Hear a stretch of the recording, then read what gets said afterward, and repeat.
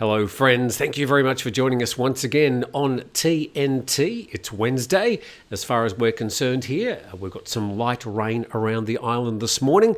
It's great to have you with us though, and whatever you're doing, just please sit back and relax for the next 10 or 15 minutes as we have a bit of a look behind the main news stories that are happening around Thailand today, including quite an important story. Well, it might be an emerging story, but this one, it's a preprint of an abstract which is entitled Cardiovascular Effects of the BNT162b2 mRNA COVID-19 Vaccine in Adolescents. It's a study done in Thailand, and the vaccine to which it's alluding is the Pfizer mRNA vaccine. So we'll be having a bit of a look at that, remembering that I'm not a clinician, I'm not a doctor, I'm not an epidemiologist, but I have been sent this information. It was also covered by Dr. John Campbell on his YouTube channel, so we'll get to that a little bit later on in today's program.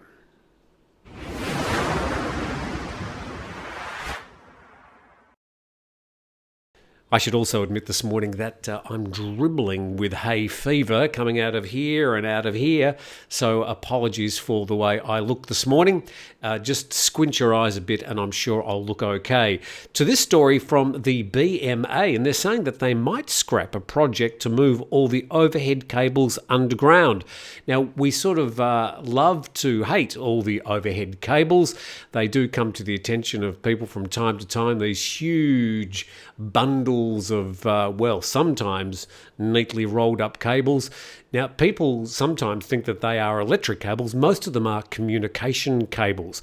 But I was a bit stunned when I started reading through this story exactly what some of these cables were and how long the distances were. And the story says that the BMA is looking at scrapping a project to move all the overhead electric and telecommunication cables underground due to its high investment costs. And that's estimated at around 19 billion baht. So I'm sure that the new governor is looking at the balance book and what's left in the till and wondering what's the main priority. And perhaps these cables, whilst unsightly, are not necessarily unsafe, and that 19 billion baht may be spent better in the meantime. But further down in that story, we see that they've done 7.2 kilometres so far, but they've got 2,450 kilometres to go as far as the cables around Bangkok. And then the next paragraph saying that the Metropolitan Electricity Administration is putting some of its electric cables underground, and they've done 62 kilometres already, and they're hoping to complete work on another 12-kilometre stretch of road this year. So that's a pretty slow project, and those stories there from the Thai PBS World.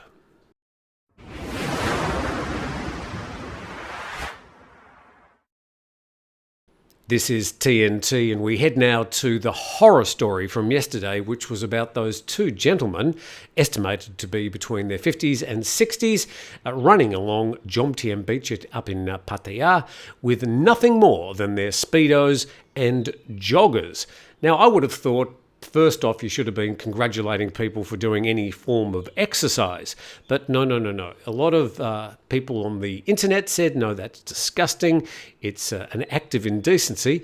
Then I thought, I'm sure I've seen other acts of indecency, according to these people, in that part of the world. So, yes, there's an advertisement for a forthcoming Pattaya International Bikini Beach Race. And that's going to be held in, October this year. And it's sponsored by Central Pattaya, part of the Central Pattaya group.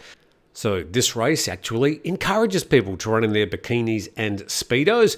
It's not only a day race, it's a night race. And I went through the Facebook page, and there's hundreds of photos of people in bikinis and Speedos running around the beaches of Pattaya. So I'm not really sure about the double standard on this one. Not really sure what's going on with that person there. Anyway, I was a bit perturbed as to exactly what they were worried about. Are they worried about Central Pattaya organising a race of people in bikinis and Speedos?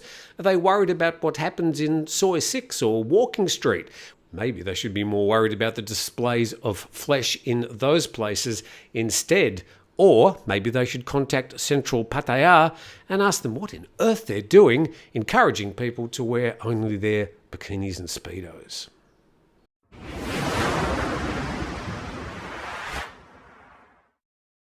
Okay, Wednesday's TNT coming to you all the way from a rather damp Phuket today, and to this, well, much more important story. Cardiovascular effects on the Pfizer vaccine in adolescents. A study done in Thailand on some 301 students, 200 male and 101 female. And the bottom line on this particular study is that some 30% of the people under the prospective study had some sort of reaction to the vaccine. Now, what we should make clear firstly is that I'm not a clinician, so I'm just covering this in a very broad sense, and I'll let much more clever people than me decide what should be done about this study. So this is a prospective study where they've followed the students at the time they're having the vaccines and then in the days and weeks after, as distinct from a retrospective study where they look back into history when things can perhaps become more cloudy and the information may not be available. So a prospective study is usually seen to be a fairly reliable way of doing these sort of studies and then publishing them as abstracts. So let's have a look at a few things. Firstly, in relation to the authors of the study. Now you can see there's 6 Thai names there. So I did do a little bit of checking and find out who these people are, and this is who they are. I found 4 of them anyway. One, a Thai clinician and research physician at the Faculty of Tropical Medicine, Mahidol University. Another one at the Pumipona Dunyadate Hospital, which is very highly regarded. Another assistant professor in the Department of Clinical Tropical Medicine. And another one with a bachelor degree of science in biochemistry at the Faculty of Science in the Kasetsart University. So I would have thought, checking the veracity of the people involved, that obviously they are fairly highly qualified.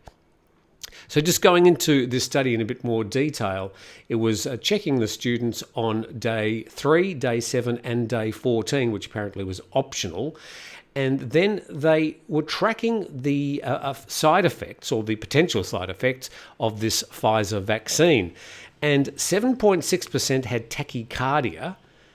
What is tachycardia? Well, tachycardia is the medical term for a heart rate over 100 beats per minute.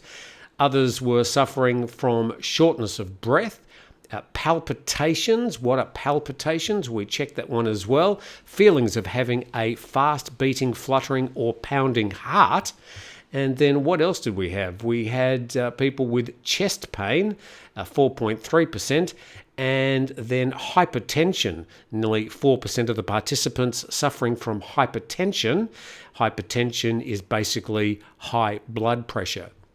When it comes to blood pressure, I have to say that when I've had my vaccines for COVID, I had 2 AstraZeneca vaccines, it's more than a year ago now, they do take your blood pressure before you get the vaccine. Well, that's what happened in my case anyway. And in both cases, my blood pressure was higher. But then again, I'm a little bit averse to getting injections and things.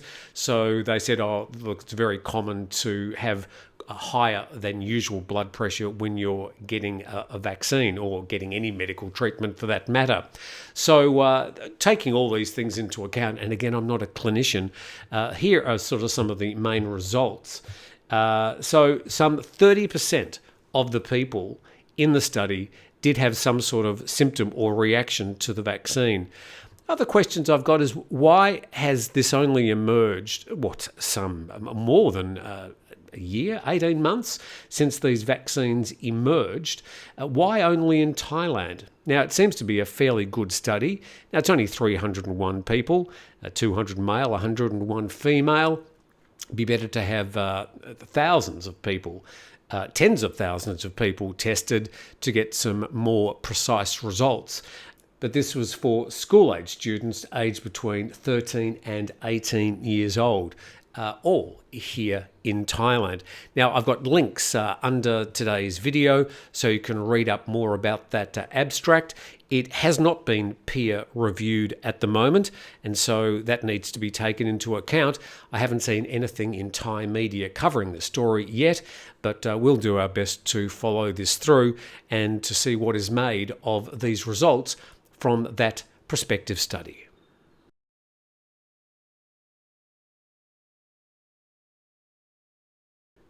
You're watching TNT. Please subscribe to the channel. Yesterday we were talking about a potential rise in the cost of noodles from 6 to 8 baht. And I said just on the run that that's a 25% rise. Well, a lot of people got in contact with us, far more than I would have thought, and reminded me that in fact that's a 33.33333% rise, not 25% rise in the cost of the mama noodles. There's about 5 or 6 brands that have applied to the Commerce Ministry saying that they want a rise in the cost of noodles from 6 to 8 baht per serve. That is quite a big steep rise, but they say they haven't had a rise in the cost for some 25 years. I think that the rise to 8 baht will be denied. I predict they might allow a rise of a serve of noodles up to 7 baht, but we'll see what happens with that. To our next story now, and this is in Thai PBS World. Law lecturers advise the Constitutional Court judges about the PM's term, saying that it expires on August the 24th.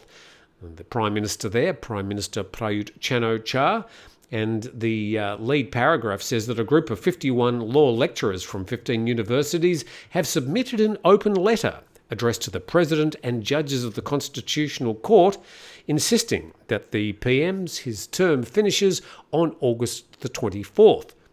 I'll go into a little bit more detail in a moment exactly what this means, but let's just see what they're saying. They say that the Prime Minister shall not hold office for more than 8 years in total, whether or not holding that in consecutive terms, and that's according to Article 158 in the Constitution.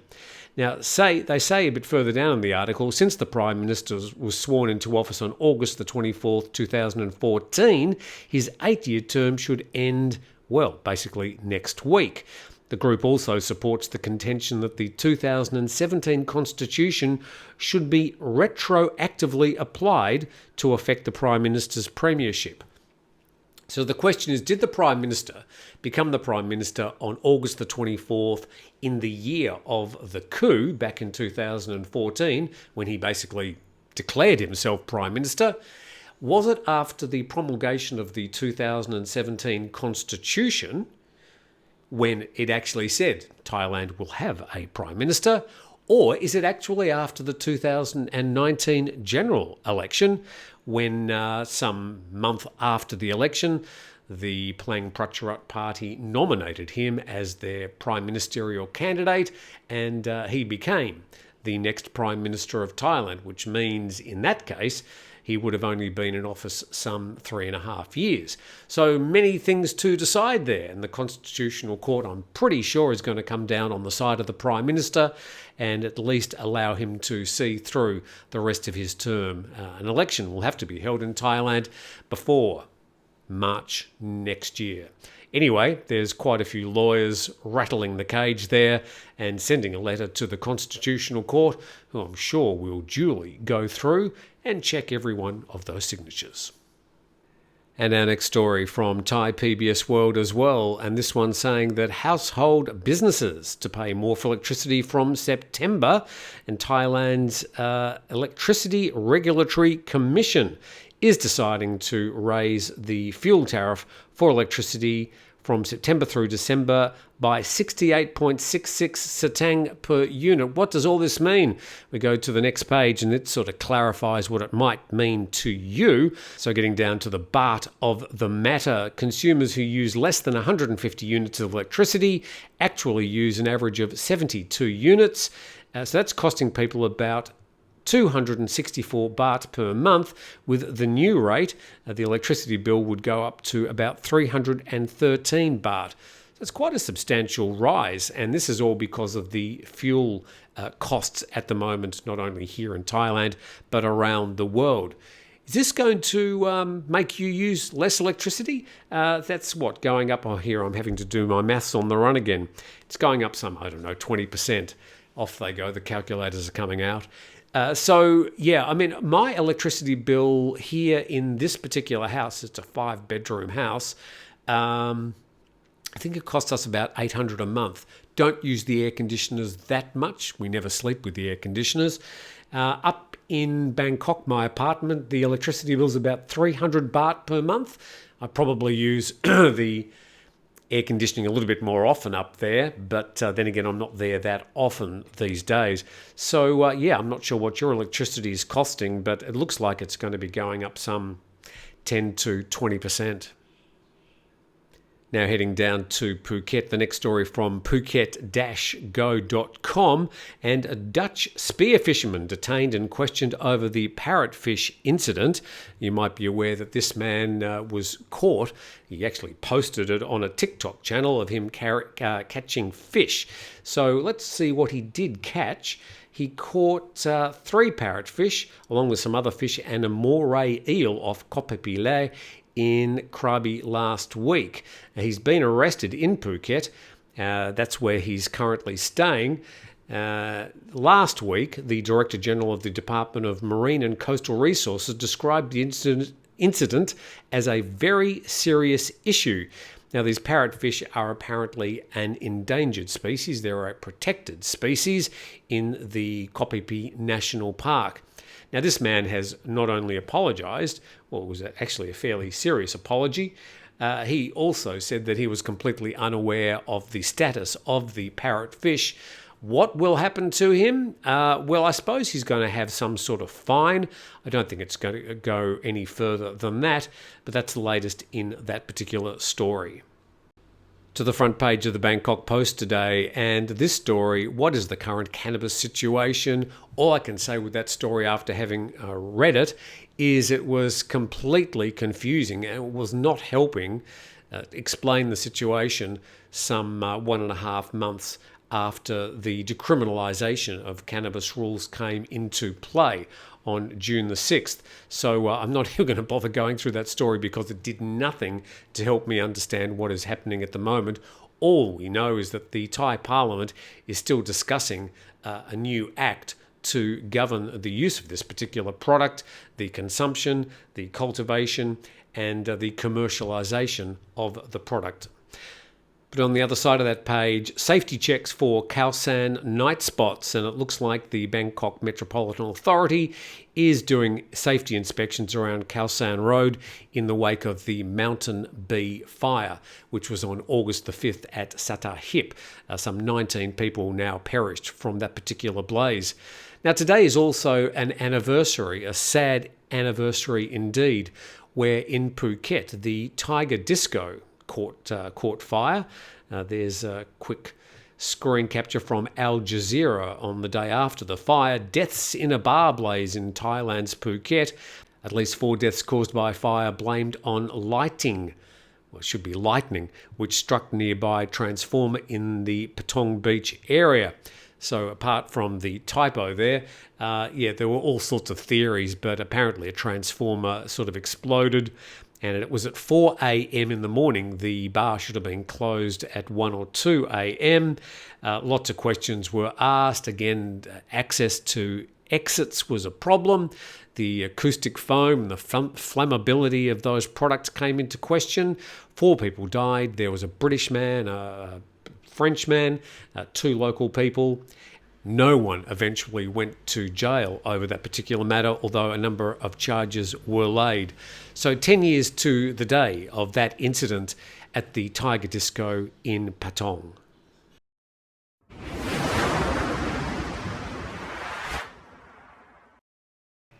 So thank you very much for joining us on today's TNT as we had a quick look around what's happening in Thailand.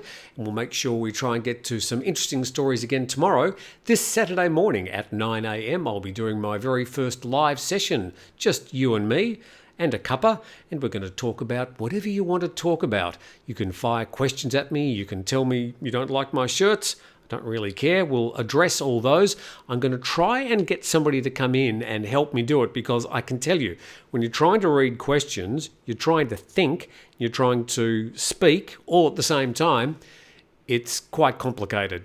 So I'll do my best to try and address that. It's going to be on Saturday morning. It'll last about an hour, and I'd love you to come and join us. But that's on Saturday, but we hope in the meantime to see you again tomorrow on TNT.